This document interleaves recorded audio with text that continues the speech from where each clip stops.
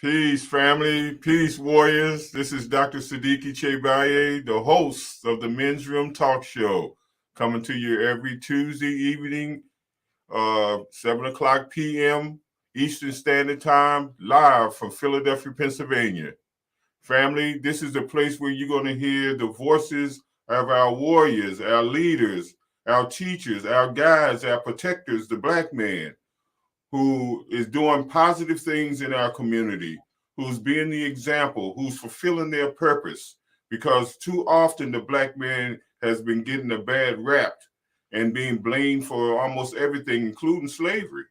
So we must set the record straight, family, and we must listen to our story and not allowing other people to control our narrative.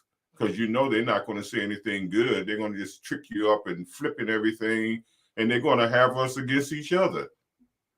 So, family, this is the place where we can call our own. We don't need no permission. This is ours. So, with that in mind, family, we have a serious brother that I am honored to have on the show today.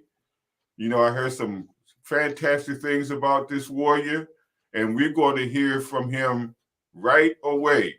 I like to say that we have our warrior, our soldier, our teacher, our provider, our elder, Joe Beckton. Welcome, warrior. Thank you, Doctor. It's a pleasure to be here and an honor to have been encouraged to come on. Yes, sir. I thank you, brother, for everything. You know, taking the time out for us to acknowledge you, because this is what it's all about. We have to, acknowledgement is giving us a reason to be here. Everybody must be acknowledged. And so this is what this show is all about, is acknowledging one another, acknowledging the alphas. All the black men are alphas. So we're going to acknowledge each other. And it doesn't matter which one that we choose to lead us, we are still all alphas. We are one mind, one aim, one destiny, one God, one purpose. So, Marcus Garvey. Hey, Marcus Garvey, brother. Hey, look, we are all Marcus Garvey. And Marcus Garvey is not so much a person. Marcus Garvey is a mindset. You see what I mean? That's what creates the legacy. You pass your mindset down and it becomes the legacy. So, with that in mind, brother, I'd like to start off by asking you this, brother. I'm just feeling so good to have you here, brother, because you've been true to your purpose, and I thank the Creator and the ancestors for you. So, tell us, Joe Beckton, about your background. To give us a little bit about your background, your family, your education, or so much to warm things up. Well, yes, sir, Doctor. Of course, you're welcome to call me Joe. Not have to be so formal as to Mr. Beckton. But yes, my family came to Pennsylvania about 100 years ago. So they came from Southampton, Virginia, a place called Virgilina. They came from Lynchburg, Virginia. They came from New Bern, North Carolina. So they all came from these three different places to meet in Pennsylvania. They came, of course, for those wonderful jobs that they heard about at the shipyard, the Hog Island shipyard. We Philadelphians know it because of the story about the hoagie. But they came up here because there were jobs in factories. They thought Baldwin's Railroad Factory, the Hog Island shipyard, the Philadelphia Navy Yard. They want to come here and get those kind of jobs. But of course, they were blocked by the union. They didn't get the opportunity to have those jobs. Both of my groups of family ended up in the suburbs in a place called Bryn Mawr, Pennsylvania, right? So Bryn Mawr was and probably still is one of the richest townships in Pennsylvania. We call it the main line sometimes when we refer to it. So they got jobs, working on the so-called main line. One grandfather was a farmer, so he got a job as a gardener and a chauffeur. The other grandfather ended up building a building called the Bryn Mawr Court on Mars Avenue. He worked as a laborer building that building. Eventually, when the building was completed, they gave him the job as an assistant janitor. And over the next 30 years, he became the superintendent of the building. So these are the folks that came here. These are the folks that had that deep, if you will, religious experience and commitment. So as they got here, they all went to the Second Baptist Church in Bryn Mawr. In those days, the First Baptist Church you could usually identify as the white church, and the Second Baptist Church you could usually identify as the black church or colored church. So they went to the Second Baptist Church. While they were going there, they changed the name to St. Memorial's Baptist Church. That's where they all met, and that's where they all got married. So out of their marriages, of course, came my father and my uncle. My father and my uncle both were lucky enough to go to college. One went to Muhlenberg in Allentown, and the other went to Shaw University in North Carolina. The one who went to Muhlenberg ended up spending the rest of his life, well, not the rest of his life, 37 years or so in the United States Army. He actually rose to the rank of lieutenant general. So his father was a janitor, and he was a general. So it's quite a story. I call it a story of success. That's how they moved up in society. My father was a teacher, and he taught at Salzburger Junior High School. One of my experiences, maybe not one of my best experiences, was I was in his class as a social studies class at Salzburger. So at Salzburger, he was my teacher. So, of course, that gave me some good feelings and, of course, some bad feelings because a lot of the other students didn't like the idea that he was the teacher and that he was my father. But so that's how I got kind of set up. My father was a social studies teacher, always encouraged me to look at the globe and at maps. He used to play a game with me of, find the smallest country in the world. Well, of course, it was a setup because the smallest country in the world is a city. So with that, I was totally searching the globe for that smallest country in the world. Once again, he really set me up quite well. When I got out of junior high school, I was disillusioned with the whole educational thing. So by the time I got to my high school, which was Overbrook High School here in Philadelphia, and Overbrook has a great reputation because of one guy who played basketball there. You probably remember his name, Wilt Chamberlain. I mean, so he's one of the more famous of the Overbrook graduates. And of course, he's the basketball player, the only pro basketball player who actually got 100 points in one game. So those of us at Overbrook are very proud of Wilt Chamberlain. I just couldn't cut it in school. I had a different idea. I was very interested in music at that time, but I never learned how to read music, so I didn't get into the band or the choir or anything like that. but I did start to play on my own the harmonica and the guitar. So that I deviated from my high school learning, eventually dropped out and joined the Marines. Now, from a small child, I always wanted to be a cowboy and I always wanted to be a Marine. And I have to ask myself, why would a 6-year-old want to be a cowboy? Well, I believe it's because of my overexposure to television. In those days, there were a number of cowboy shows, The Rifleman, and all kinds of silly shows about cowboys. By the way, there were no cowboy shows about black cowboys. So that had an impact on me too. So, and I believe that it was that exposure to the media that got me involved with cowboys that made me think that I wanted to be a cowboy. And also there was a movie. The movie was called From Here to Eternity, and that was about Marines. And I saw that movie when I was about 12, and that made me want to be a Marine. Little did I know that the Marines were racist. Between the War of 1812 and World War II, there were no black Marines. They cut us out of the scene completely, and they tried to pretend that there were never any black Marines. But of course there were. Back in the American Revolution, we've been able to identify 3 men who were black Marines who served in the Continental Marine Corps during the Revolution. During the War of 1812, along the Great Lakes, there was a ship called the USS Lawrence, and there were hundreds of black sailors and Marines on the USS Lawrence who served under Admiral Perry during the War of 1812. These things the Marines tend to forget, but of course, we don't forget, and we haven't forgot. So, nonetheless, I went on into the Marines, and it turned out I couldn't be a good Marine. The idea was, we were there for what? To kill. And my family had been split. One side of my family were Christians. Okay, got 4 preachers on my mother's side of the family. On my father's side of the family, they were religious, but they were also military.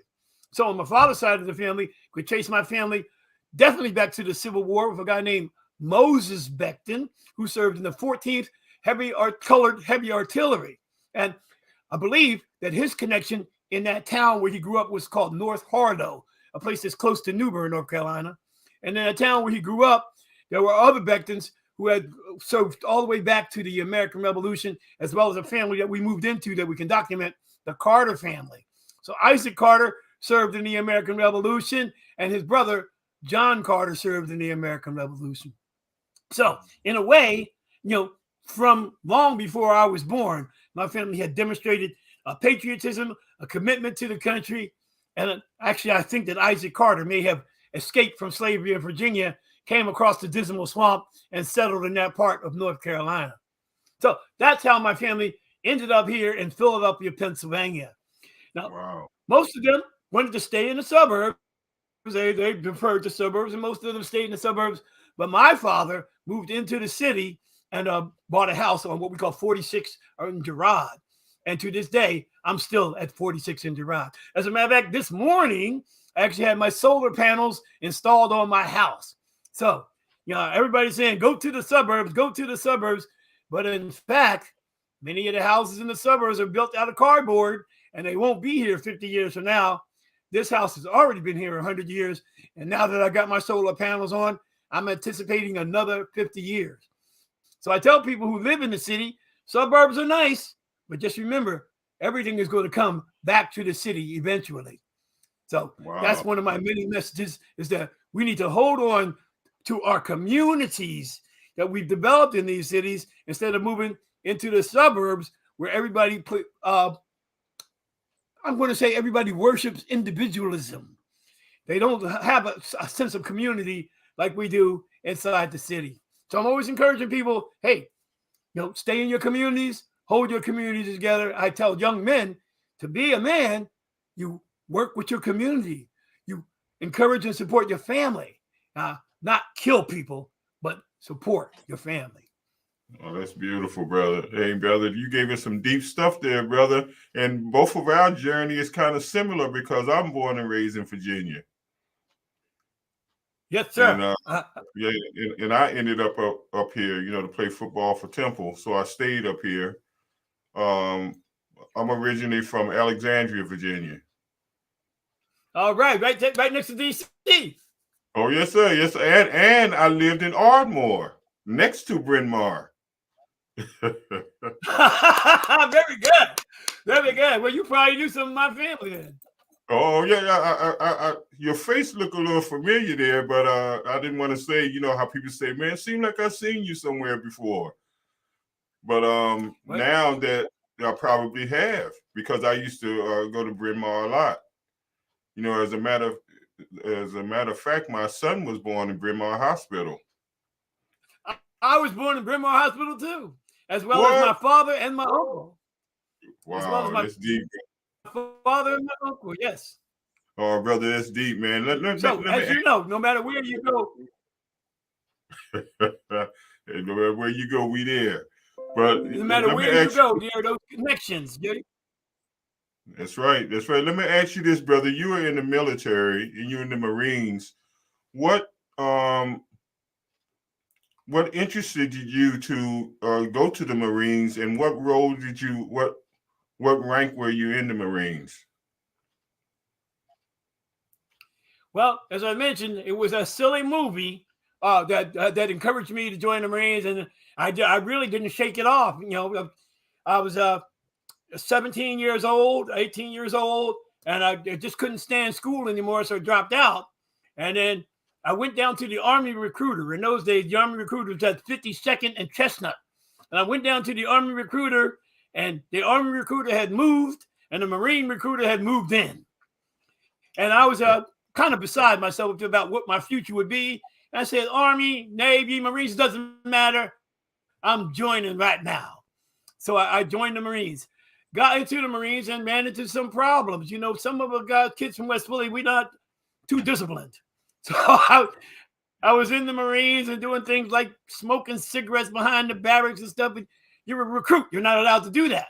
So I got caught in some of those kinds of things. I dropped out of a morning run one day, and the guy grabbed my collar, and I smacked his hand, and it turned out to be a second lieutenant, and he decided that I had physically assaulted him. Mm. So they sent me to a place called Motivation. Right?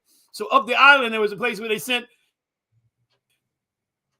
I guess you could say, those who were not adapting well. I wouldn't call myself bad, but I wasn't adapting well. So I moved up the island to the Motivation Platoon, as they called it.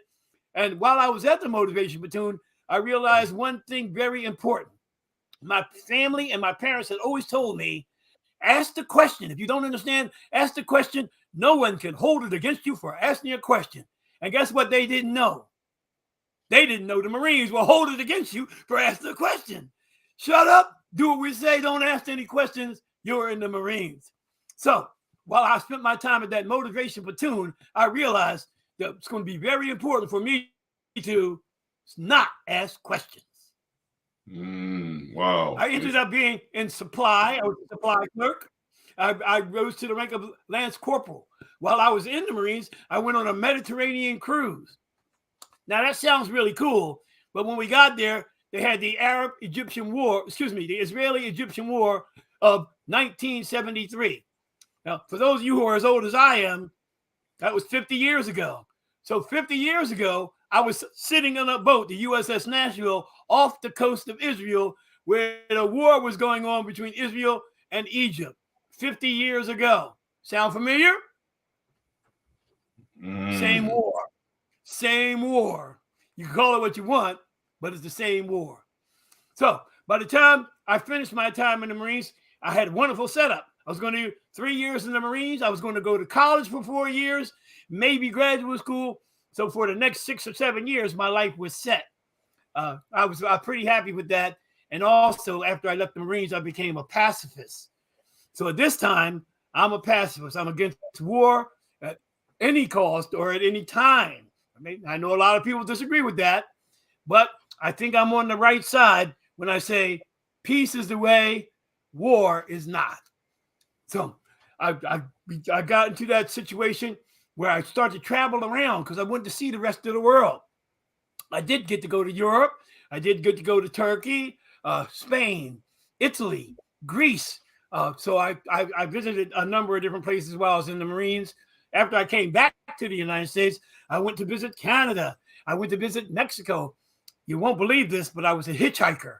That's right. I hitchhiked across the United States 4 times from Philadelphia to San Francisco. So I didn't need the cars like all my buddies had when we grew up. They all had cars, but they all just drove around the neighborhood, whereas I would hitchhike 3,000 miles all the way across the nation, down to New Orleans, into Florida, up into Canada, all the way to Guatemala, where I went to Guatemala. The sad thing about me in those days, I wasn't knowledgeable enough about the world to understand or do what I need to do. So, for instance, when I was in Rome, in Italy, right? Did I go to the Colosseum? No. Did I go to the Vatican? No. Where did I go? I went to the discos and to try to find McDonald's. But that's who I was. I mean, I could lie about it, but that's who I was. Same thing when I was in Mexico. I was in Mexico right beside the place where the famous Olmec heads. Now, of course, if you know about them, you know about them. But if you don't know about them, look them up. OLMEC, Olmec. You will find that these people look just like me. And they lived 1500 BC in Mexico. How does that happen? Well, there was a famous book, They Came Before Columbus, written by Ivan van Sertima. That's right, Ivan van Sertima. They came before Columbus, and in that book, he'll explain why he thinks these people came from Africa. Whether they came from Africa, maybe they did. Maybe they came from Micronesia. Because you know the Morris brothers and the Morris wise men would tell us, they would say, you know what? East is west and west is east. Old is new and new is old. And for years, I studied that and tried to understand it. I'm not sure that I really understand it yet. But I do know that these people who appear to be Africans were in America 1500 BC. Now, of course, I have many intellectuals say, well, why do you think they're Africans? I said, they look like Africans. I said, how do you tell Africans when you see them? And of course, they don't want to answer that question because we look like Africans. So, the Olmecs, check them out. You know, sometimes we get confused. We think that we are not the native people of America, but many of us are the native people, mixed with those who came across in slavery, but all of us were not necessarily enslaved. So, well, that's very interesting. That's very, very interesting. You talking about Central America, which is all us. Yes, sir. Mexico, all us, and everywhere we go, there's evidence. So, you know, and once upon a time was nobody here but us. Everybody else came later. I believe that, sir. And we allowed them to take over our narrative. They're the all-knowing all of a sudden, you know, because they were bullies and they stole everything from us and we had no rights. So we got to reverse this thing. You know, this is what you call, that's what religion is all about, to realign ourselves to our reality. But they took that also and used it against us. And the thing is that now, let me ask you this, brother. What come across the mind? We're talking about community, which means common unity. What is the difference in your mind that what we had as community and the way it is today? What kind of difference is it to you that we had community and now we have neighborhoods or whatever you want to call them? Well, I believe that our communities have been dismantled on purpose, you know, with reason. All right. For instance, we were talking about that Central Mexico. In Central Mexico, they have wonderful libraries, the library of Tuxtla. And of course, today, intellectuals say, well, if it's not written down, if it's not documented, it didn't happen. But what happened to the library of Tuxtla? The Spanish burned it to the ground. They destroyed every book except for 4. There's only 4 books left from that era. Hey, ancient Egypt, how about that? You know, where's all our books from ancient Egypt? They were in Alexandria. What happened to Alexandria? They burned the library to the ground. And we can see this over and over as different cultures take over. They destroy the information from the other cultures so that nobody knows what really happened. And then they write their own information claiming that that's the documentation. I think you use the word narrative. That's the big thing right now. The Yes. narrative. Well, one of my teachers was from West India. He was from Barbados. His name was Erskine Dotton. And Erskine was the one, when I was in college, who convinced me. He said, your narrative is just as good as their narrative. He said, use your own words, do your own research, and come up with your own narrative. Or the word he didn't use was narrative. He used the word interpretation. Wow, that's deep, brother. Hey, brother, you're full of information, and we appreciate you, brother, for being a positive figure, in spite of what you had to go through, and but my thing is, what do you, looking at the way our future look now with the youngsters, really, are not really who they really are. What we need to start looking at some reasons and some whys. We need to start looking at causes along with the effects. So what do you feel that the main cause of us being the way we are compared to the way we used to be when we used to honor and represent our elders and our ancestors? That's a big question. That's a big question because, for instance, in my life, as I got to more and more school and more education, I came back to tell my grandmother at one point that she didn't know what she was talking about. So at school, they convinced me that somehow my grandmother was wrong. And she wasn't wrong. She know what she felt. She know what she experienced. And what she told me was what she felt about her God, about her life, and about her way. And they had convinced me that something was wrong with her. She was a fool. So it happened. I wasn't into my 30s when I was able to review the whole thing and realize, no, my grandmother wasn't a fool. And she told me what she believed and what she knew to be true. What they told me on television, what they told me in all these movies and all that foolishness, they were the fools and making a fool out of me. So that's one of our big problems, is that we have been taught to disrespect our elders, disrespect our history. When you talk to the kids about our history, they say, I don't want to hear about that, G. That's some old slavery stuff. I'm not trying to hear that, old G. Little do they know, slavery was part of it, but we rose up out of slavery. We established heroes. We established schools. We established all the things that community is. I mean, we don't talk about it, but right after the Civil War, we had black congressmen. We had a lieutenant governor of Louisiana. We had sheriffs, deputies, police, soldiers. We had all these things. In the South, who started the public school? The black and tan governments. That's what we call Reconstruction. Black and tan, like dark and light, black and tan governments. They just established the public schools. Who established the fire departments?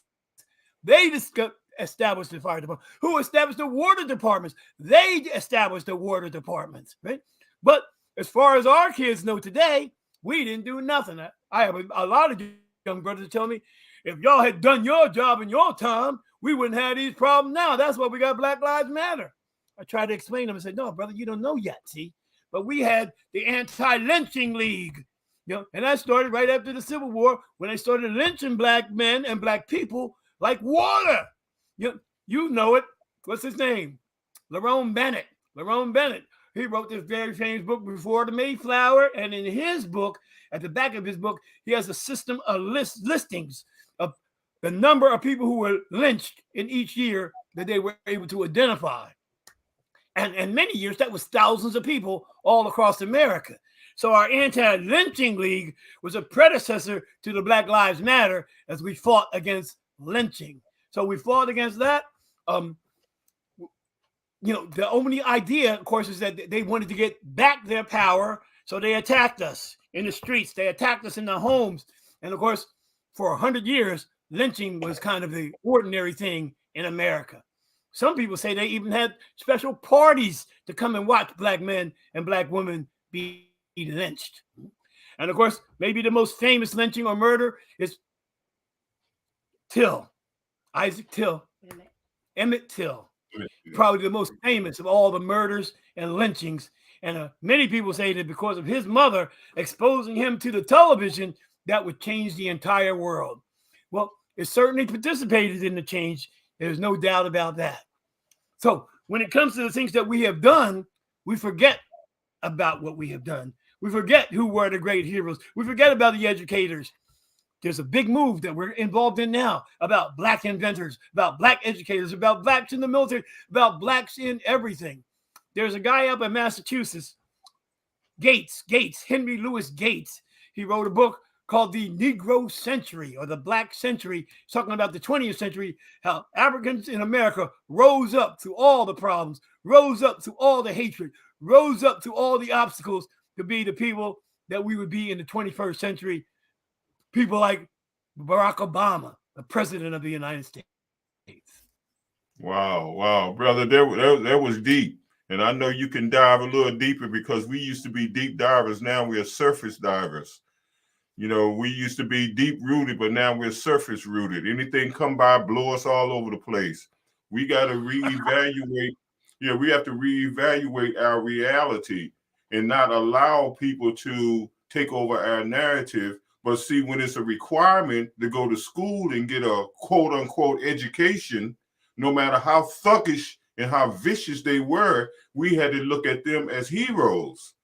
So now we have to reevaluate these things and ask questions, you know, the reasons and the whys. You know, a lot of what I loved about the elders back in the day when I was coming up, they didn't have a whole lot of education, but they had a whole lot of life skills. I'd rather have life skills than education because my skills will tell me to be educated. So we're kind of ass backwards in this thing, and a lot of times we are afraid to tell the truth. We don't even have to exaggerate our stories when we talk about the enemy. We don't even have to exaggerate, just tell it the way it is. You know what I mean? So I love the elders and the ancestors because they were in tune with life. They had life skills that brought them through in spite of all of this bull crap and all of this so-called education. I got all kinds of degrees, but my thing is to hold me accountable of what I do with these degrees. It's not a matter of you having it, it's a matter of what are you doing with it. And if it's not benefiting your people, then what good is it? So how do you use it? I have to agree 100%. When we go to school, you know, the idea we have to prepare to operate in that organization, in that society, if you will. And of course, many of us reject it because we know that it's not, if you will, good, that it's not positive. I find that the society picks at us piece by piece. You know, when I was young, they had me convinced that Black was bad, Black was evil, and consequently, I viewed myself as being bad and being evil. You know, true. Until I found out, you know, that Black is not bad. Black is rich. Black is the earth. Black is what everything comes from. I heard a brother not too long ago talking about the universe was black and in blackness. And I would say, well, that's a different way of looking at it. But it's a positive way of looking at something that our society has told us is negative. So all the way from the beginning, the color of our skin, the way that we think, the music that we love. You remember, of course, that when we came to America, we loved polyrhythms. What did they do with polyrhythms? They made them illegal. What kind of country would make music illegal? Oh, ours. That's the kind of country that makes music illegal. You don't remember that, huh? When we were growing up, people used to do something called ham bone. You say, what's that? What's the ham bone? Well, ham bone is where the hand meets the bone. They said, what are you talking about? Well, you make your own music. That's right. That's right. Your own music. And in your own music, there's joy. Now, You say, well, how about happiness? Well, happiness might be something else. And I'm 71 years old. I haven't been able to find happiness. But in joy, I can sing a song. I can find joy. In a prayer, I can find joy. And dancing, I can find joy. And in rhythms, I can find joy. Now, happiness, that's a little bit something else. But joy, I always tell everybody, joy and music are gifts from God. Woo, woo. Hey, brother, this is a joyful day to have you on the Men's Show. So I like to say this. My thing is this, brother. We go to these schools because it's a requirement. They call it a requirement because this is a paper-oriented society. You got to go to school and bust your behind and spend all this money to get a piece of paper that qualifies you to get a job that's not even guaranteed. No. So true education is really knowing who you are, because the first law of nature is self-preservation. We send our children out here in this world naked and defenseless and depending on other people to define them. And that's why a lot of our children look up to them. We need to check that out. And community, when I look at community is a structure. And children don't have no choices unless they're given choices. Now, children have all kinds of choices that they don't even know what to do with because they're not mature, they're not developed enough, and they're not disciplined enough to know exactly how it's supposed to go. That's when we should come in. Something happened that we kind of took community for granted, and I think it was this thing that they call integration. There was a fake. There was the fake move for us. That integration. We need to go back and develop community, and there's where the Black men have to stand up to lead, guide, and direct this thing back into the fold. Because one thing about the system, they're not afraid of women and children. They give them assistance, they give them this, give them a job, and send them over in the corner somewhere. That's why everywhere they go, the first thing that the enemy do is to destroy the seed carrier. Then he becomes the seed carrier. And that's why we got all these mixtures going on here, and one playing one against the other, and so forth and so on, when in fact, we are all the same. Now, one thing I like to say before I ask you another question is, you mentioned about Black. The only thing that can exist without light is darkness. And because out of the darkness comes everything, including light. So Black is we all. See that. So Black we is see that in our creation.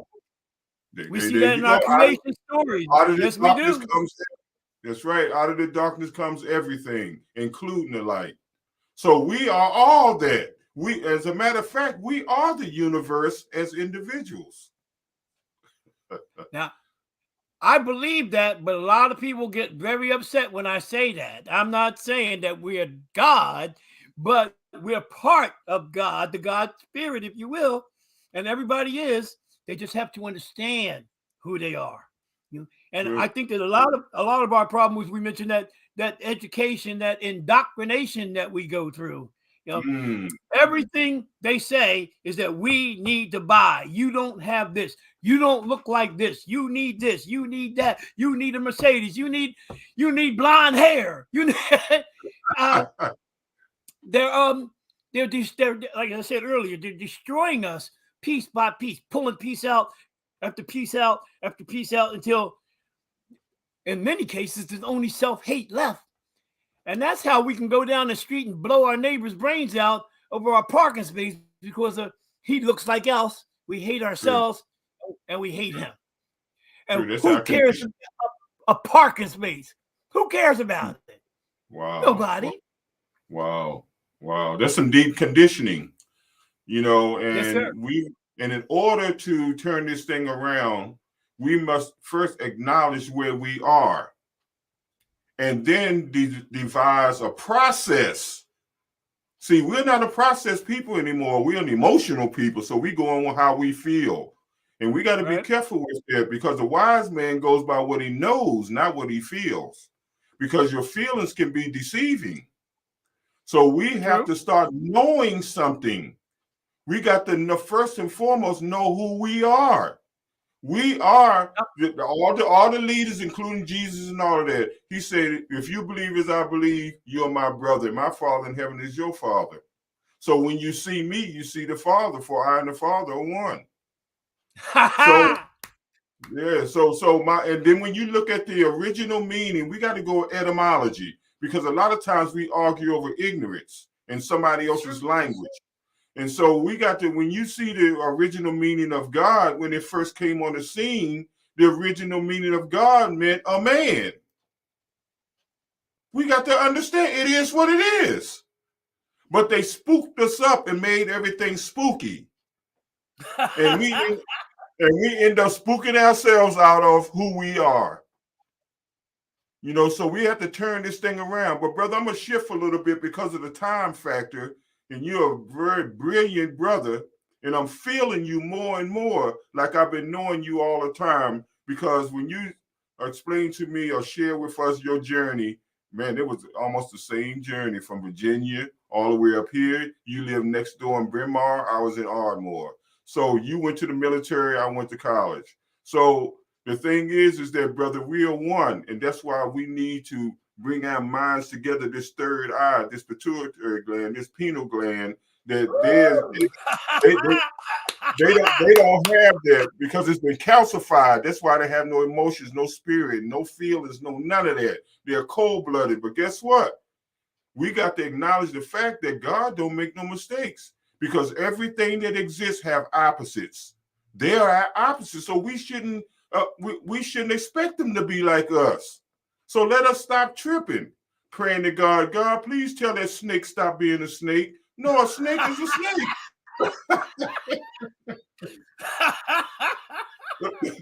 We got to acknowledge our reality and know that we are the ones that define everything. We invented everything that was divine. We created everything that's divine. But we got this one person that'll find a rock on the street and say, look at this rock. This rock is worth $1 million. And I'm saying, are you for real? But this is how they trick us up, that they're the all-knowing, that they're the all this and all that. But they have to portray that. But why are we still going for the okie doke? You see what I mean? So the black man got to stand up and demand his respect. It's all about respect. It's not all, see, we talk too much about love, when love means nothing if it doesn't have a foundation. So what is the foundation of love but respect? That's all we were taught when we was little. I never heard the word love until I got older, but we always understood respect. And we got to get back and start respecting one another, but it starts with self. You got to have it to give it. So with that in mind, brother, yes, sir. I understand that you're a musician. You're a multi-talented brother. You play the guitar and the harmonica. Can you play a tune, a short tune on the harmonica if you have it with you? And then we're going to go to the next phase, brother, and we're going to close it out. But man, I heard you playing it before. Go ahead, brother.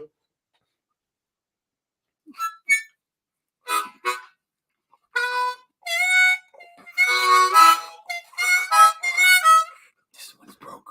There'll be another one. There's 3 of them right here. No? No. You must have In the box.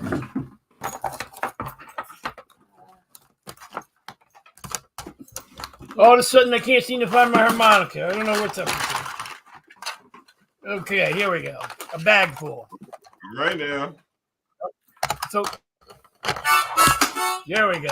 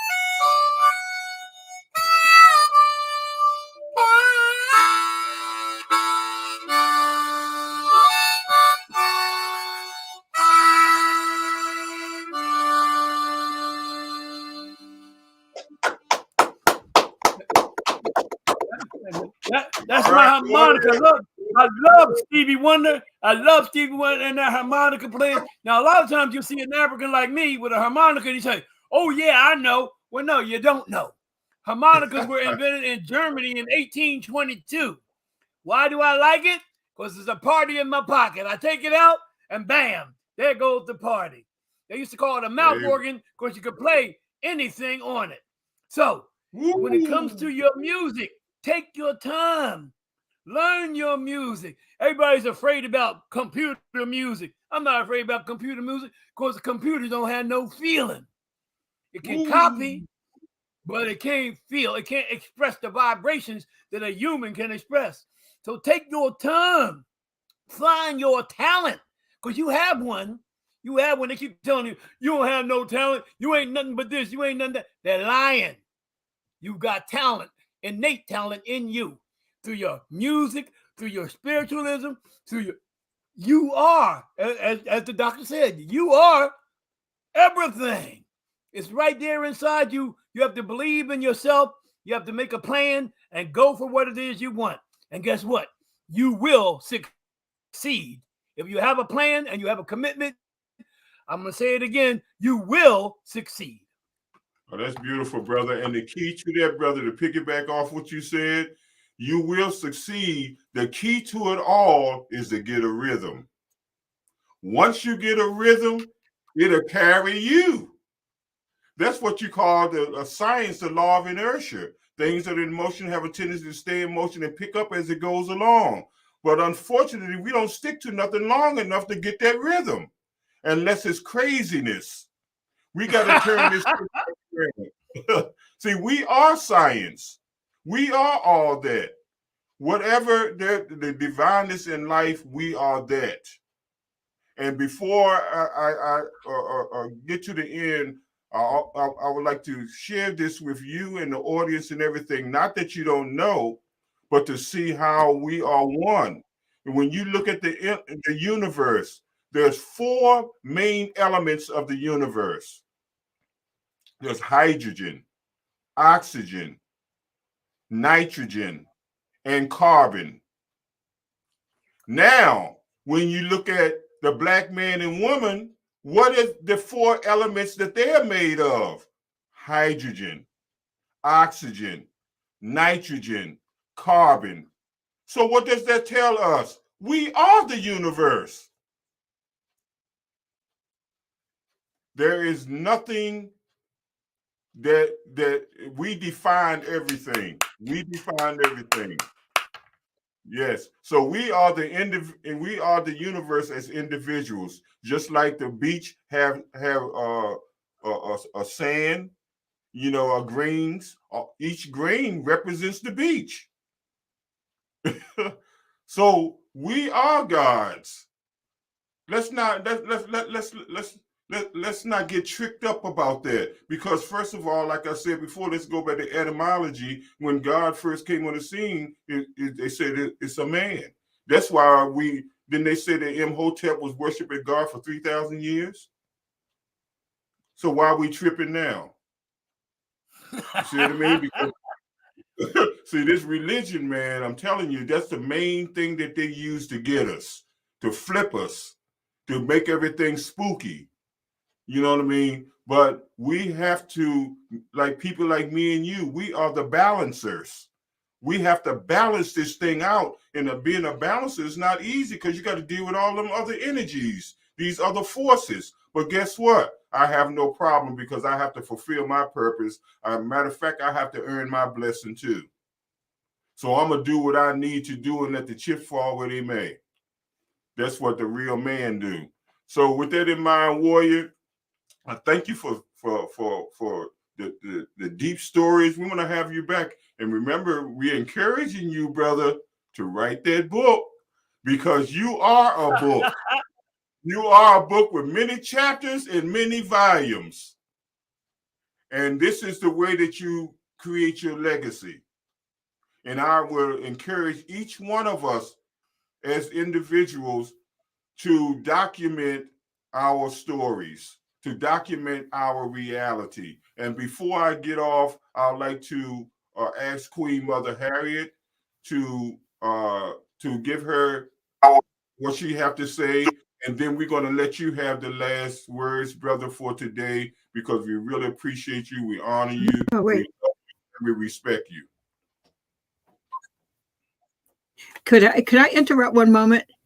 I want to ask Mr. Beckton if he would please talk about his involvement with the 3rd Regiment. He's wearing the uniform right now. And I think this is one of the most fascinating things about this man, besides the fact that he has his own tour operation that goes all over the city and tells the story of the 3rd Regiment, the city of Philadelphia, Black history, whatever it is. He is a magnificent monument, for entrepreneurs, business owners, for children in school. I mean, he's all of that. So we need to honor him. And the 3rd Regiment is a huge part of his life. So I really, really would like to hear from him. Let him, no matter if it takes another half hour or so, we need to get this information out, because it's critical that we remember our first freedom fighters in this country. Our very first freedom fighters were the men who volunteered to fight for our freedom. So we must take that and explode it so that it falls all over everyone's ears, because it's critical information. Mr. Beckman, I would love for you to tell that story. Well, thank you so much. Well, as I mentioned, I got out the Army. I did go to college in Pensacola, Florida. I mean, while I was in Pensacola, Florida, I was able to write my very first article that was published, "The Negro Fort on the Apalachicola." It told the story of the Black population of Pensacola leaving town when they knew Andrew Jackson was coming to their town and going to establish their own town and their own fort, which ultimately be called the Negro Fort. By the way, that's not the first Black fort in Florida. The first Black fort in Florida was 1735, called Fort Moose. This fort was 1814, called the Negro Fort. So I published my first article then. I got a job with the Park Service, and that was the first time that I put on a blue uniform like this. So I was at Fort Barrancas. It was the 4th of July, 1983. I'm standing at the entrance gate to the fort. People are coming in, and I'm a Black man in a Union uniform in Pensacola, Florida, in the South, on the 4th of July. Wow. I didn't realize it at the time, but it was a setup. It was a setup. They wanted me to fail. That's why they put me out there like that. But it went well. I'm pretty good at communicating with people, so it went well. The part I want to relate to you is that a little girl came up with a mother, Floridians, white Floridians. She came. The little girl looked at me. She said, "Mommy, is that a real Yankee?" She said, "Yeah, girl, that's a real Yankee." So that was it. That was it. And from then on, because the guys that I was representing came from Philadelphia. And at the time, I didn't get it, but they came from Philadelphia. They were trained right here in Philadelphia in Camp William Penn. And that's in Cheltenham, Pennsylvania, or right outside the Philadelphia city lines. They were the 25th United States Colored Troops. I was representing people from my town and didn't even know. That's the way my life is. Like I said, when I was in Rome, I didn't go to Colosseum. When I was in Mexico, I didn't see the Olmec heads. I'm representing one of my own relatives, my own neighbors, and don't even know that I'm doing it. So when I got back to Philadelphia, I actually worked at a place called Fort Mifflin. It's a historic fort out by the airport, and I was the director of visitor services. So I set up all the programs, music programs, weapons demonstrations, bought cannons, all that kind of stuff. Now, some people would say, "Wait a minute, didn't you say you were a pacifist?" Yes, I am a pacifist. And when I talk about war, I talk about it in that vein, the evil of war, the destruction, the children who are killed, the people who had nothing to do with it. The only people who benefit from war are the ones who make weapons of war. So that's where I was. And when I was at Fort Mifflin, a bunch of Boy Scouts came out and they said, "Oh, we want to be soldiers too." So then we all joined together and made our regiment. One of those pictures you can see of our regiment, all dressed up in our blue uniforms. We were going to tell our stories because they weren't being told. They didn't say nothing about how America rejected the black soldiers. They didn't say nothing about how we had to fight and push to even get the right to fight. Sounds ridiculous, doesn't it? But that's what happened. And of course, when we left Camp William Penn, there were 11 regiments that were served at Camp William Penn. The guys that I'm with, we represent the first group that left Camp William Penn, the 3rd Regiment United States Colored Troops. That group went to Florida and fought all over Florida. As a matter of fact, next week in Florida, Tallahassee, Florida, there's going to be a battle reenactment of the Battle of Olustee. Some of the guys from my regiment will be there, and black soldiers from across America will be there to represent. And you know what? It's not even that it was like so great because we got beat that day, but it's because we were there and then nobody remembers that we were there. So, yes, we're at it. Schools. This morning, I was at the Afro-American Museum in Philadelphia talking about the black soldiers of the Revolution. This weekend, the 10th of February, we're going to be at the E9 Baptist Church, the one up on Cheltenham Avenue, telling our stories with our tents and our exhibits at the E9 Baptist Church. Monday is Abraham Lincoln's birthday. Well, we like Abraham Lincoln because of the Civil War. His birthday is celebrated at the Union League, which is kind of difficult for us, but we still will step out to celebrate and to march in that parade from the so-called Union League at Broad and Simpson down to Independence Hall. We will raise the flag about 1:30 at Independence Hall in remembrance of Abraham Lincoln and the Civil War. So yes, schools, battlefields, churches, any place that we can get in to tell our stories, we will tell our stories. All right. The 3rd Regiment, United States Color. I know you don't like color. Color? What do you mean color? Color? What color are you talking about? Well, the color we're talking about is darker than blue. Right? Well, as so one of the things that it's our story is ever evolving. So is our name. It's always being changed. But as the people in New Orleans always have celebrated the fact that we were the original people of this land, and they call themselves the Indians.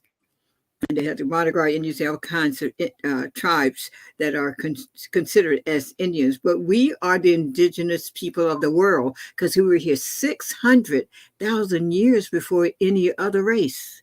So we had a head start. And I like to say this, 600,000 years of keeping this planet perfect. And these people who have recently appeared have had it 500 years. And guess what they've done? We had it 600,000 years. And they've had it 500 years. And look at what they've done to our planet. So we need to think about that. So who's the smarter? Who's the wiser? Who is the person or the people who can take care of this planet best? Whose traditions and history is rooted in that history. We are the caretakers. We were given that job when the Creator made man. He also gave him the responsibility of naming everything and then taking care of everything. And that included the plants, the animals, everything. And each other. So we must remember that. It's very important that we internalize that. But I want to say I thank you, because one of the most important things I feel about the 3rd Regiment and all the soldiers who fought in the Civil War, if it wasn't for them, where would we be? If they did not stand up, where would we be? So that's why it's important for us to honor them. And I thank you for participating. You were going to say something. I agree with you. I agree with you 100%. As a matter of fact, one of the things that I always talk about in my different programs is this flag. You ever see it before? Let me get it out. There it is. You ever see it before? This is the 35 star flag of the Civil War.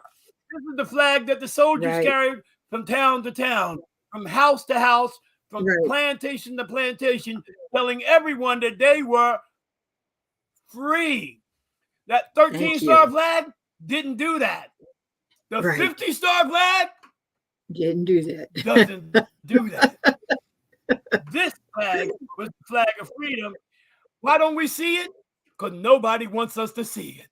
Nobody wants us Okay. to talk about how we fought for that freedom and how we Mhm. define freedom for America. Mhm. Before us, nobody even talked Right. about freedom. They were talking about liberty. They were talking about rights. They were talking about independence. You think we cared about independence? We weren't free? We didn't care. So this is what I call the flag of freedom. And I'm spreading that word to everyone. The young brothers say, oh man, I hate that flag. I hate it. Well, maybe you do. But 218,000 black men went out and fought for this flag so that we could be free today. We're still free. We forgot about them and we forgot about their flag. And that's one of my tasks, is for us to remember them and remember this flag, the flag of freedom. Yeah. Wow. Where can we get that flag? We like people to get their own. Where can they order that? Now, to order this flag, you actually have to order it from Gettysburg. There's a guy up there, not a black company, called the Regimental Quartermaster. And they sell these flags about $6 or $7 a piece if you buy it individually. If you buy a gross 144, then you can get them for about $3 a flag. Now, why would you buy a gross? You say, what do you need 144 flags for?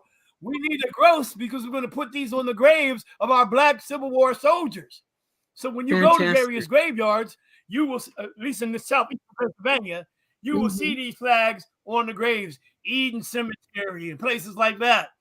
These flags will be on the graves identifying our ancestors who served in the Civil War. That's why we need them. Because we'll go by the graveyard. Matter of fact, some people don't even go to the graveyard at all. Right. You know, they put their people in. See, I'm always walking around in the graveyard because that's history. And they come up to me and said, well, do you know where so-and-so is? I said, where did you leave them? You came here 20 years ago and you planted them and now you're just coming back. And you wonder where they are. So we don't even go and visit our ancestors. We don't respect them. We don't acknowledge them. We believe that 6 o'clock every night, 6 o'clock on the news, every night, there's some black man who's a criminal, some black man who's killing people. Excuse me, there's 3 million of us in the Philadelphia area. Why do we only concentrate on those who are making problems, those who are having problems? Because somebody wants us to believe that we are not who we are. That's true, brother. Exactly. So And that's why I have a website. Yeah. So, what is that website? What is the website? JOBECTON. I'm going to tell you. www.JOBECTON.org. Okay? So that's my website. And of course, you can get more information about some of the things that I've been talking about. Of course, we haven't talked about everything. Come on. We didn't talk about the Buffalo Soldiers. No, we didn't. We didn't talk about the War of 1812. We didn't talk about the Underground Railroad. We've got all these stories that we have done, all these things that we have done to fight against slavery, to fight against prejudice, and to define what freedom is. So every time we open a different door, and of course, I've got my new documentary that I'm working on. Monica Lyons is my videographer, choreographer, and she's capturing all these moments. She's capturing this moment right now. I guarantee you, she's capturing all these moments so that we can tell the story of me. It's called Never Turn a Blind Eye. And I think that my grandmother, she turned a blind eye when I went to school, and she came back and told her that stuff. She said, I've worked hard to send you to school and make you a person. You came back an educated fool. So never. When we're invading people and we're causing war, we're turning a blind eye. Why are we turning we make more money when we have war, huh? Or do we? Oh, yeah. Or do we make more money? Do we? Somebody makes Great. more money. Spend But do more we money. So Yeah. always spend more money. So that's my website. I've got a YouTube, Joe Becton YouTube, where you can find a lot of my music and some of my speeches. I've got a wonderful speech on Juneteenth. That's right, Juneteenth. Somebody told me, Joe Becton, y'all just made up Juneteenth. I said, no, we didn't. I said, Juneteenth goes with the solstice.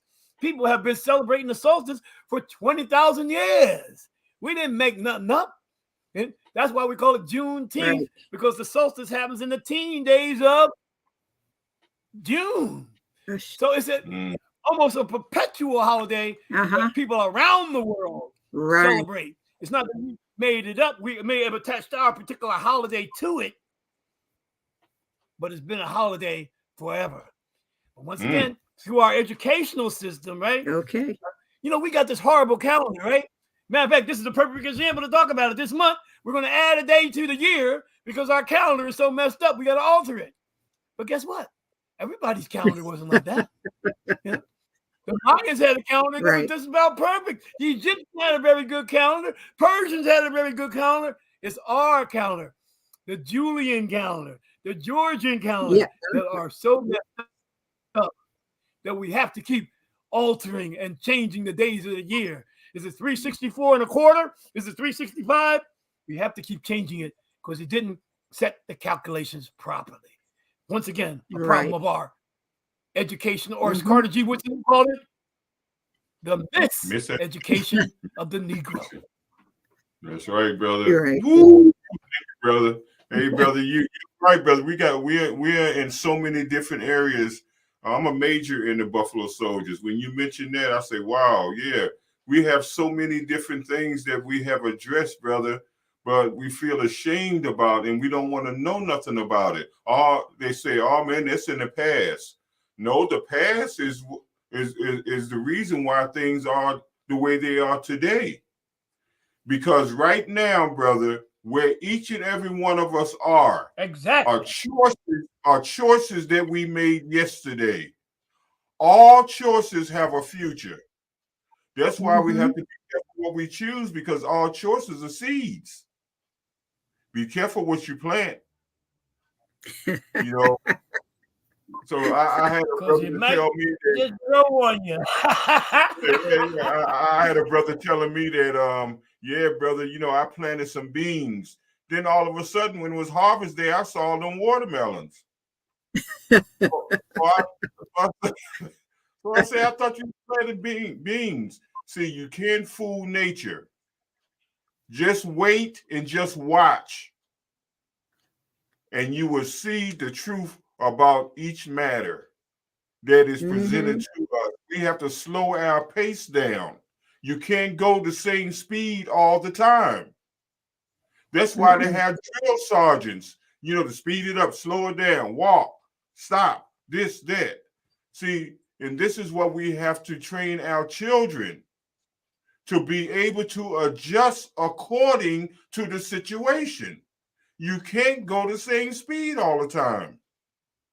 So we have to be disciplined, and we have to get our children when they're young. Stop talking about how pretty they are and how much of a man they are when they're little children.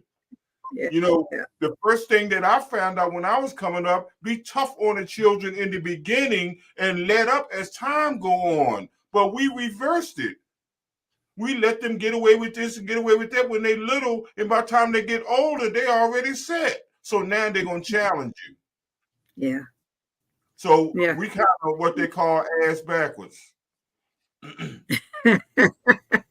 Well, one of the things I like parents to do is to tell our stories and, you know, contact Joe Becton and let him give you the information you need, because this is priceless. This is priceless. You're a walking monument here, and we need to have that in written form so to last forever. Books last forever. And legacy is what it's all about. I'm an author, so I am all into writing, and I'm also into documenting everything. That's why we do this show, because we want people to know people like you exist who work every day to uplift our people and are not acknowledged.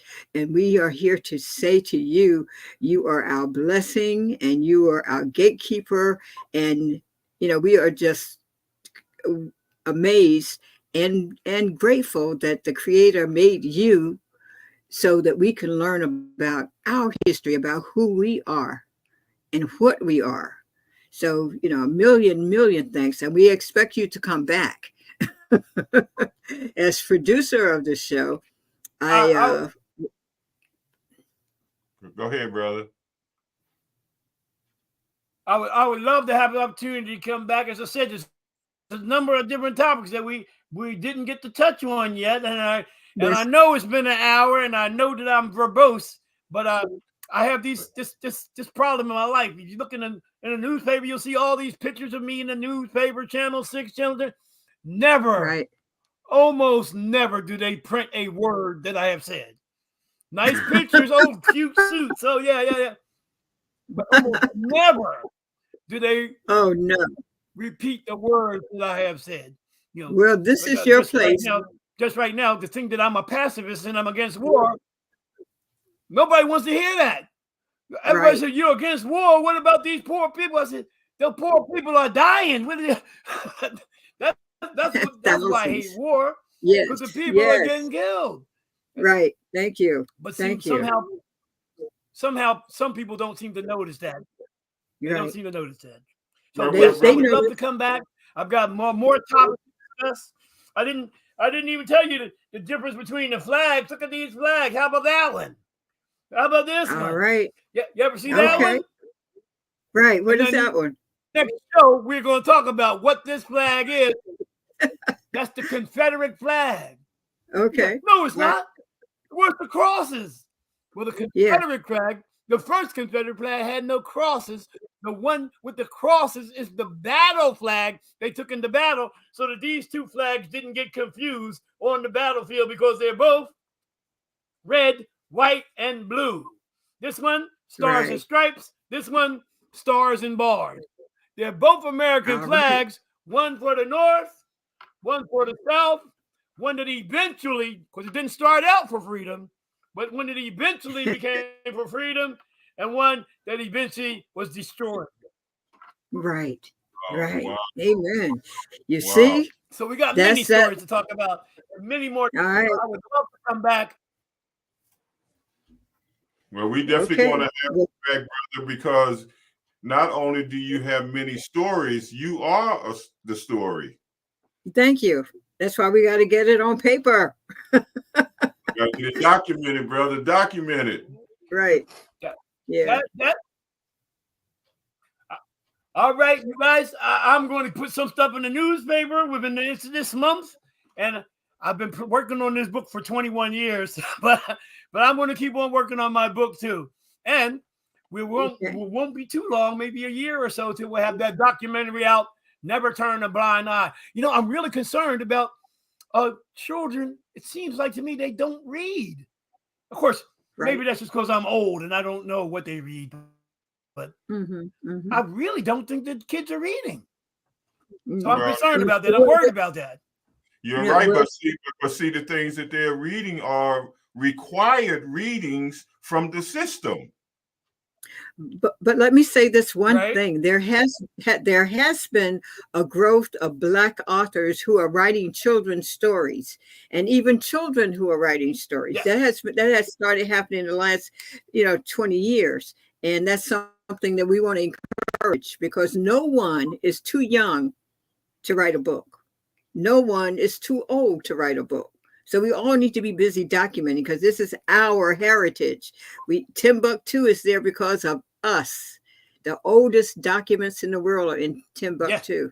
Yeah. Families there have cherished these books for millions of years, and they have safeguarded them. And some of them are just coming out of the sand. Can you imagine a family for generations after generation protecting books so that we could see the truth today? I tell you, we have something here. There's something here. We're writing and they had to hide them. They had to hide them because people would have Right. shown up and Yep. destroyed them. True. You know, so they Right. had to hide them. And as time goes on, and that's another thing I encourage young people: learn more than one language. As long as Yeah, we thank operate in you. just one language, we only get one source of information, and that one True. source of information Right. is biased. They tell me, "Oh, you're biased." I said, well, "I'm biased. I'm the only one."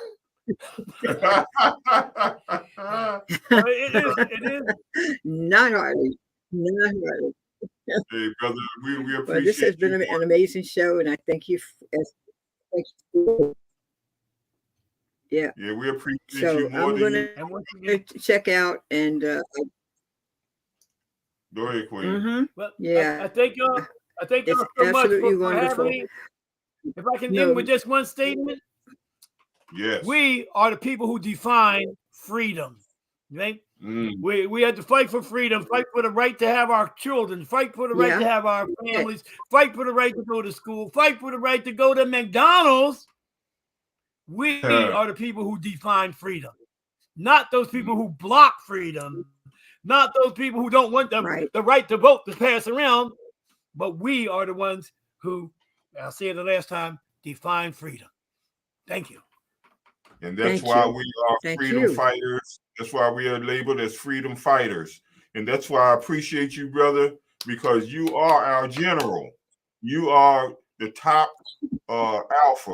And we appreciate you, brother, because you are definitely an example of honoring and representing our people, the ones before, Mhm. the ones who are here, and the ones after. And we thank you, brother, for all that you have done, all that you are doing, and all that you're going to do. And we want to cheer you on, brother. We are here for you because we're on that same path. You know, we Mhm. are the ones who's honoring and representing those before us because we are team players. Most people are not team players because they can't get beyond themselves. So we are the team players, and as a matter of fact, brother, in reality, we are the ancestors having a human experience. Mhm. We must Yeah. hey, so we must keep the connection with the spiritual ancestors because when we transform, we go back to that Mhm. and come back as another powerhouse. You can't Mhm. destroy the spirit, brother, and that's what we are, spirit. Just like our brother Nat Turner, I know you know back there in Virginia, Nat Turner was one of our main freedom fighters from Virginia. Mhm. Okay. Yep. Yeah. So, brother, You know what I they like said for you. about Nat? They said Nat read the Bible and went crazy. But I don't believe that Nat read the Bible and went crazy. There was a guy named David Walker. David Walker wrote a book called A Plea to the Black Citizens of the World. So check out David Walker's book and you'll see what I think Nat Turner read, and that's why he broke out like he did. Mhm. But they They read. groomed him. They groomed him David while he Walker's was. appeal. Mhm. Nat Turner was deemed the prophet when he was in his mother's womb. Mhm. So Yeah. you know we got to study our stories. You know, and we are eagles by nature, but we going to school for chickens, and chickens don't even fly. So you know, and you think they're gonna tell us we're eagles when eagles eat chickens? Oh no. Mhm. So they might be stupid, but they ain't that stupid. But we got to wise, we got to wise up, brother, and understand our reality and our connection to each other. Mhm. We are like the sun that exploded, and we are the particles of the sun. All right. Now. Okay. Sounds like brilliance all around tonight. The two of you are amazing men and a fine example of the Black men that we want to portray to the world because you're here, you're doing it, and no one acknowledges. So we're here to say, this is your stage. Tell us about what you're doing, how you do it, and why you do it. And Mr. Beckman, I am so thrilled to have you here and to invite you back. Let this be your home. If you ever need a platform to discuss anything, please call on us. We are here for you. That's right. That's right. Yes, ma'am, I will. Thank you. And like they say, You're don't most you welcome. forget. Don't you forget that. Yes, sir. Well, we're really here for you, brother, and we feeling you. You know, and one thing about energy recognizes itself. And that's why we acknowledge one another, because we are really acknowledging ourselves. So I Right. appreciate you, brother. Agreed. And with this in mind, brother, I'd like to thank you once again for taking the time and having the patience to even get on to air this show, because we was having a little difficulty for a while. But persistence is the key. And we are very persistent people. We understand the value of being persistent. Right. So Give it's up. thank you, team player, for your patience and taking the opportunity to share with us what our Creator and our ancestors has blessed you with, and that is very important. Yeah, normally we have a there's one person on. I don't know what. Let me see if I can get it up. Okay, we had one person online to say great show. I just want to let you know that. And it's Mr. Odom. He's on Facebook. Mr. Yumi Odom. He says great show. Yeah, he's on Facebook tonight. And one other thing I wanted to say, we normally do our video at the end of the show. I was wondering if your guitar was handy so you can give us a little blues. I understand you do the blues. Well, yes, I'm from Philly, right? So the musicians in Philly, we have a tendency to learn a wide berth of music. Yeah. Right. Yes. So when I was coming up and I was playing blues, they said, "Man, you that's stupid. You playing blues." And of course, what happened and what always happens with our music is it leaves here and it goes around the world. Exactly. So there was one blues player here in Philadelphia. Philadelphia Jerry Ricks is what they called him. He left Philadelphia and spread blues around the world. So yeah, that's just one element of our story. The music. All right. As I said, there's a spiritualism in that, even in that music. Yeah.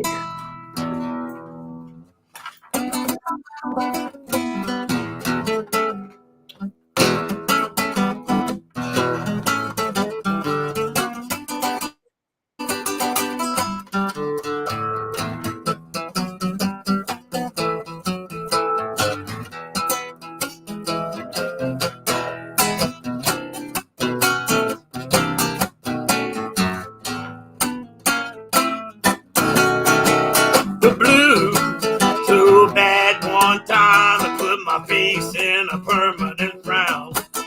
You know I'm feeling so much better I can cakewalk into town. Yes, I woke up feeling so good, pretty darling. Yes, I lay right back down again. That big leg of me, mama, might not feel this good again. Well, I'm only 71, you know.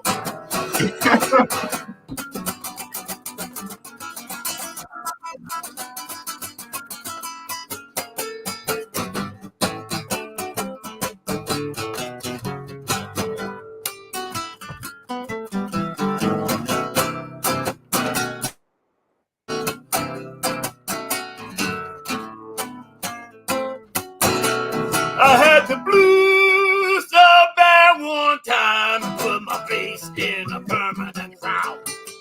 You know I'm feeling so much better, I can cakewalk in. With all the sunny weather, I can cakewalk in. I'm feeling so much better, and now that we're together, with all the sunny weather, I can cakewalk into town. All right. Oh, man. amazing. All right, warrior. Thank Thank you. Thank you. you. Thank you. He's a That man was of marvelous. many skills and many talents. Yes, Thank yes, you, yes. warrior. Thank you, This is, warrior. Go ahead, Queen. yeah. I was just going to say, this is a real soul man. That's right. And a real soul man. Look up Joe Becton, the real Thank soul you. Thank man. you. Yes, sir. Yes, sir. And with that in mind, brother, I'd like to thank you That's for right. taking us to. Yes, sir. Thank you for taking us to the finish line on this go round, and we're going to have you back, brother, so that you can school us on the things that we must be aware of in order to regain our balance, because life is all about balance. Right. And so I'd like to thank you for all of that. And I'd like to say this before we get off, that life is based on holistic living. And holistic living, from my awareness, is right thinking, right giving, and right eating. And you got God's eye in the center of everything that we do. So we are the children of the Most High, and we must acknowledge our Father wherever we go. We must be the ultimate examples, because we are the only ones that can bear witness that there is God, because of our intelligence, because of our reality, you know. So with that in mind, family, right thinking, right giving, right eating is holistic living. And remember to always stay strong and keep your faith where it belongs. That's the challenge. And also do your best and let God do the rest. You got to know when to hold and know when to fold.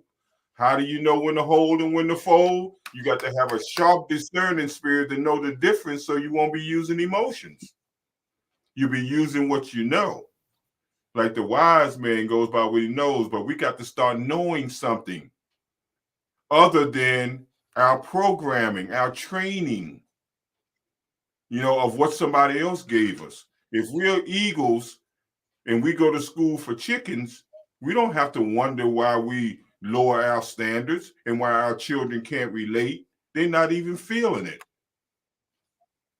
So we have to find a way to balance that. And that's up to the Black man to promote that, and for our women to get beside us so that we can do this thing together. That's what you call family. That's what you call unity. That's what you call godhood. And we got to go for what we know and have no more regrets, family. No more regrets. Say what you mean and mean what you say. And let's do this thing together. Thank you, Warrior Joe Becton. I appreciate you, Elder. I appreciate you, Warrior. And we already know that what a soldier is a trained killer. But we want to elevate it into the warriorhood. The warriors keep the peace, keep the order, keeps everything flowing, everything balanced. But if he have to kill, he will. So with that in mind, I'd like to thank you, and thank you, Queen, for assisting you in all of that. So with that in mind, Warrior, I'd like to say have a blessed night, a blessed life, and continue to do what you're doing. You have our support, the ones that are responsible for the Men's Room Talk Show. We want to have you back again soon so that you can keep us full and keep the spirit going, because you are the man. Soul man. Soul man. Right, the The real soul, soul man. the real Thank deal. you all so much, and thank you for organizing and continuing the men's room. Thank you very much. Oh, and thank you. And I'd like to thank our listeners too, especially Yummy. And I see Miss Brandy Reed was online also. So thank you for watching. And we had a great time. Thanks for the good time. So a real soul man. Yeah, thank you, Brother Yumi, for your comments, and thank you everybody else for your comments and your participation. We need each other more than ever before. We don't go for the okie doke anymore. Let's stand up for one another. Right. Stand up for one another. So with that in mind, have a blessed night, have a blessed week, and to see you again next Tuesday, right on time for the Men's Room Talk Show. The host, Dr. Sadiki Che Baye, your servant, and our Amen. producer, Queen Mother Harriet Victoria Atkerson. Thank you so much. Hargrove Atkerson. I can't forget the Hargrove now. I don't No, want can't get no beatings from the ancestors, so I'm gonna say it all. we have to put mama and daddy in there every time. Every time. That's right. Every time. So they're the team and they're responsible for us being here. Have a blessed night. Great. And everybody else, continue to stay strong and keep your faith where it belongs, and let us continue to do better. There's always room for better. Best is when you're at your end. That's why they say, what do you do there? Do better. So better should be at the top, not best. So there's always room for better. So let's continue to do better and and make our ancestors and our elders who's here, make sure that we put a smile on their face saying, job well done. Amen to that. Amen. Thank